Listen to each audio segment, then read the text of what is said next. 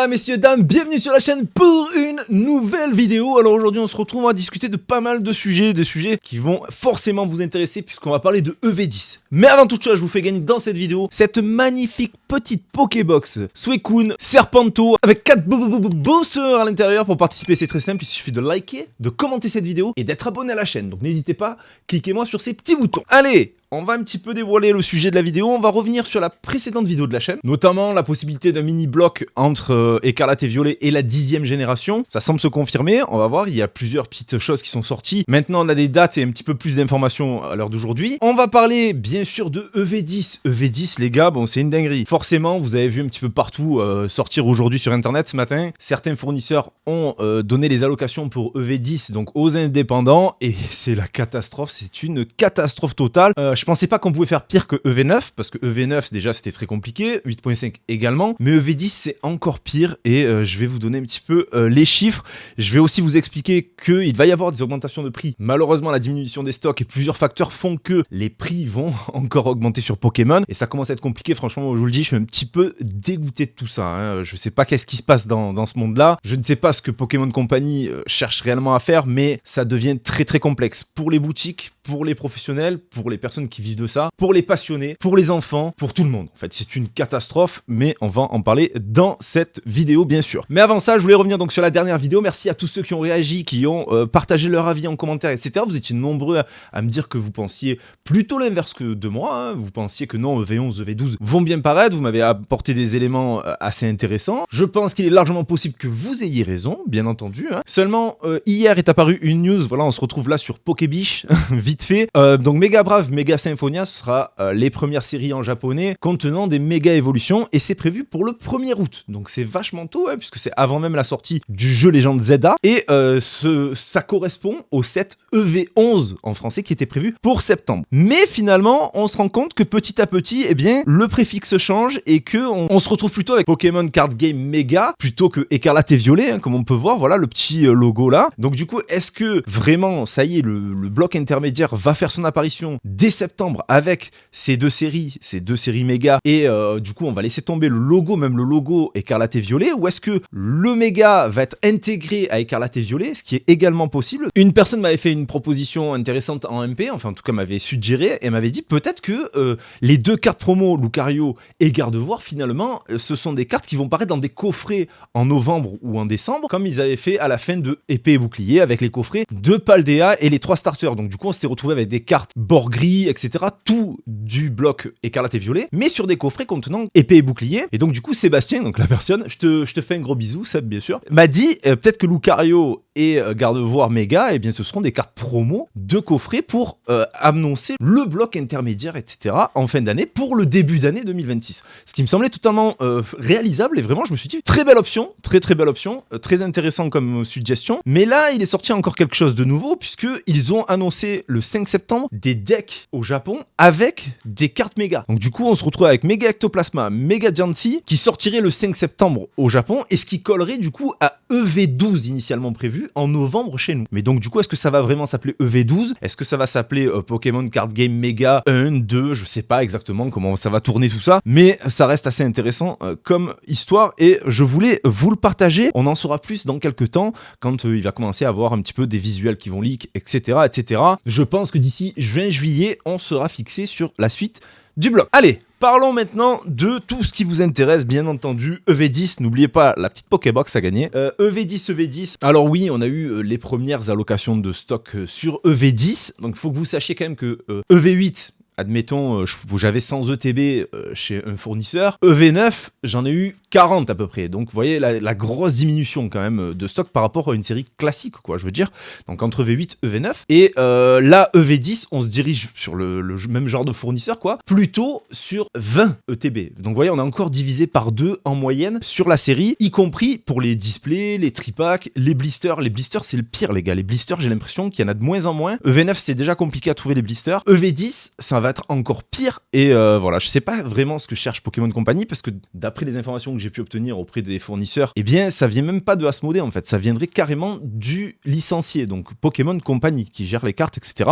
et il donne les consignes et les ordres d'impression à Asmodée qui gère après que la distribution. Donc du coup, ce n'est même pas Asmodée qui est réellement responsable là-dedans, enfin d'après les dires de mes intermédiaires que j'ai chez les différents grossistes. Du coup, on va se retrouver forcément dans une situation assez catastrophique. Je veux pas trop vous spoil EV10, mais pour ceux qui ont vu, je vous montre très rapidement, très brièvement, passer 30 secondes, 1 minute, ceux qui veulent pas être spoil sur EV10, mais les cartes qui ont été annoncées, c'est que Earthwave Arena, donc c'est qu'une partie de EV10, il manque toute la Team Rocket, on voit des cartes mais banger, des airs avec Cynthia et Roserad, on voit Pomme d'Orochi magnifique, la Galopa, la Typhlosion en air avec Gold, on va avoir Ondine avec Psycho Quack, Ondine avec Loclas en air, on va avoir une alt incroyable de Gold avec OO, de Gold avec Pichu, mais enfin voilà, c'est une dinguerie, même les Gold en elles-mêmes, elles sont incroyables. Donc là, c'est que la moitié de la série, les amis. Il faut s'attendre aussi à tout ce qui est parti Team Rocket. Donc la série va être hype. C'est indéniable, il faut pas se mentir. Hein. Alors quel est le but de tout ça, de la manœuvre, de cette baisse de stock, de ce manque d'allocation, etc. Réellement, concrètement, on ne sait pas vraiment, parce que tout le monde y perd. Hein, parce que Pokémon Company, finalement, ils font moins de ventes que ce qu'ils pourraient faire. Donc plus d'argent, j'imagine. Les grossistes, finalement, ils ont moins de stock. Donc du coup, ils vendent moins de produits et donc du coup leur chiffre d'affaires est diminué. Les boutiques également, puisqu'on a de moins en moins de produits, donc forcément il y a moins de trésorerie qui rentre et ça devient même compliqué. V9 déjà à gérer, c'était un peu complexe.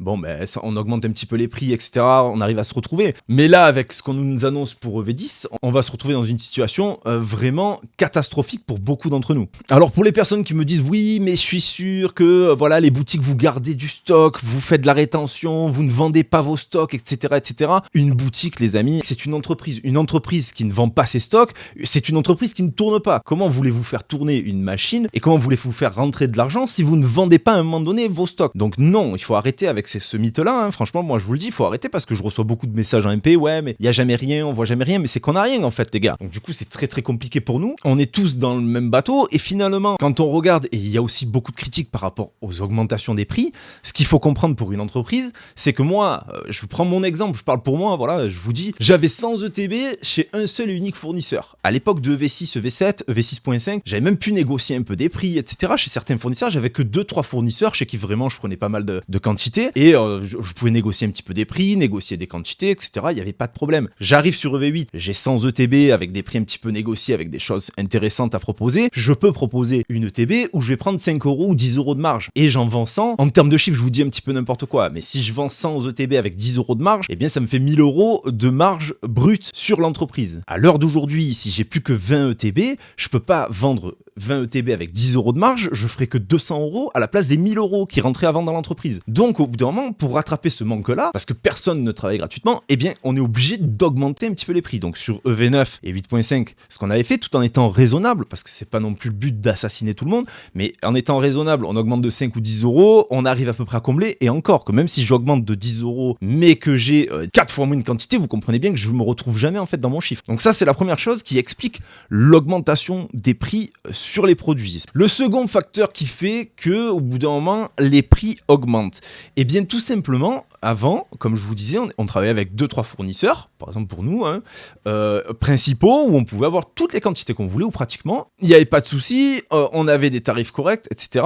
À l'heure d'aujourd'hui, si je veux un petit peu de quantité pour ma boutique, c'est le but, encore une fois. Une boutique doit avoir du stock pour pouvoir vendre et pour pouvoir faire tourner tout ce qui va avec autour de l'entreprise, bien sûr. Si je veux plus de stock, je suis obligé de passer par plus de fournisseurs. Qui dit plus de fournisseurs, dit des fournisseurs plus cher. Et donc du coup, je suis obligé de faire une moyenne sur l'achat de mes produits. Donc avant, là où j'avais peut-être 100 ETB à 10 €, je vous dis n'importe quoi encore une fois, eh bien ça me faisait 1000 € les 100 ETB. Aujourd'hui, je vais avoir 20 ETB à 10 €, ok, ça me fait 200. Par contre, je vais pour monter jusqu'à 100, parce que j'arriverai jamais, hein, même si j'ai 40 fournisseurs, j'y arriverai jamais aux 100 ETB. Je vous le dis clairement, hein, à l'heure d'aujourd'hui, sur EV10, 100 ETB, on peut oublier, hein, on n'en parle même pas de ce nombre-là, hein, on en est très loin. Mais si je veux mettre 30, 40, 50 ETB pour pouvoir fournir le plus de personnes possible, et si je peux pas vous proposer de produits, il n'y a aucun intérêt en fait à avoir une boutique en ligne ou physique, hein, tout simplement.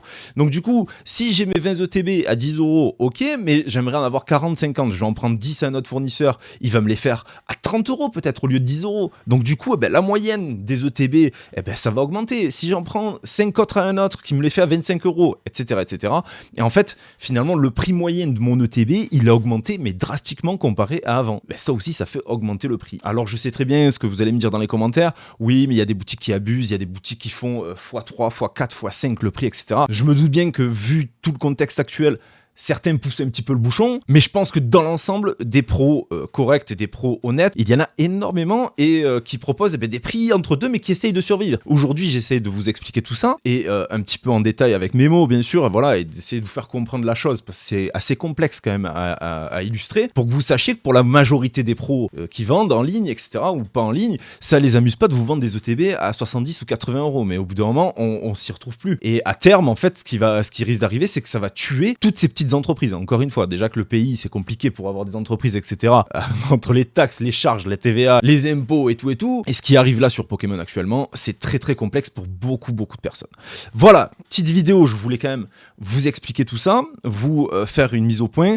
EV10, oui, ça va être la galère. Non, c'est pas une alerte pour affoler les gens, etc. Parce que ça aussi, quand on parle de stock, quand on parle de difficulté à se fournir, on nous dit oui, mais tu es alerte, tu fais peur, donc du coup, les gens, ils se jettent dessus. Ils n'ont pas besoin de moi pour se jeter dans les magasins dessus, vous verrez. Hein. Après, moi, je parle pour moi, pour les boutiques indépendantes, parce que je sais que c'est notre domaine à nous. Je sais pas ce qui va en être pour les grandes surfaces. J'espérais sur 8.5 et même sur EV9 que finalement, les grandes surfaces, les grandes enseignes aient vraiment beaucoup de stock. Que je me suis dit peut-être que c'est les indépendants en ligne que Pokémon Company veut cibler, peut-être, mais c'est pas finalement le cas, puisque quand on regarde dans les magasins 8.5, le jour de sortie des ETB, ça a duré 10 minutes, même chez King Jouet, même chez Cultura, même chez Jouet Club, même chez Smith Toys, même sur des enseignes énormissimes, même dans les Auchan, dans les Carrefour, vous avez vu le monde qui attendait les ETB, et le peu de stock qu'il y a eu. Donc du coup, c'est que c'est un problème généralisé, et je vois très mal des Auchan, des Carrefour, etc. recevoir des cases et des cases de display pour distribuer booster par booster. Ça m'étonnerait, je crois que ça se fait très peu. Du coup, ça va vraiment être complexe à trouver. Déjà, EV9,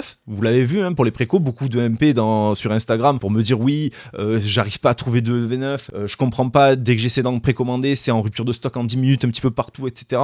C'est la galère. EV10, à côté de ça, EV9, c'était le bonheur, quoi. Voilà. Je vous le dis, hein, je préfère être en toute transparence. Comme on a toujours été sur cette chaîne, je vous ai toujours partagé tout, je vous ai toujours tout dit, ce qu'il en était, etc. Quand il y avait des choses à dire. En tout cas, voilà, j'ai hâte de voir un petit peu vos réactions. Je sais que vous allez être énormément déçus. C'est pas la peine de vous en prendre aux pros, hein, je vous le dis, c'est pas la peine de vous en prendre aux pros parce que on y est pour rien. C'est pas la peine de vous en prendre aux grossistes parce que ils y sont pour rien. C'est pas la peine de s'en prendre à Asmodée parce qu'il me semble qu'ils sont pour rien non plus. Il y a beaucoup de frustration et vraiment, moi, j'ai hâte que ça se corrige tout ça sur Pokémon, que ça redevienne un petit peu à la normale. Je l'espère, en tout cas, c'est ce qui était prévu il y a quelques semaines, qu'à partir de EV11, donc méga ou EV11, on sait pas trop, à la rentrée scolaire 2025 en septembre, que ça y est, ça allait revenir un petit peu du stock et revenir à la normale. Je l'espère vraiment parce que même nous, ça nous fatigue, quoi. On bosse énormément, on doit bosser 2 fois plus là parce que pour trouver du stock, pour convaincre de notre sérieux, etc., pour qu'on puisse nous faire confiance et nous donner du stock, pour montrer patte blanche, si je peux me permettre, et dire, voilà, nous on fait tout dans les règles, on est correct, on essaie de faire les choses bien, etc. Et du coup, ça demande du temps, de l'investissement, de l'argent, etc., etc. Et on tombe dans un truc où le plaisir, il est de moins en moins présent à faire tout ça, et c'est extrêmement dommage, parce qu'avec Émilie, nous, on se régale, hein, c'est notre passion, on a fait ça parce que c'est notre passion et parce qu'on se régale, on voulait partager avec le maximum de personnes, et là, aujourd'hui, Pokémon Company nous met dans une situation assez complexe. Voilà les amis, ce que je pouvais dire à propos de EV10 et tout ce qu'il en est autour, voilà, hein, c'est vrai que c'est un petit peu compliqué en ce moment, j'espère que les prochaines semaines seront un peu mieux et qu'on aura de meilleures nouvelles, parce que nous, qu'est-ce qu'on veut les gars? Concrètement, on veut ouvrir du booster, bien sûr, ben oui.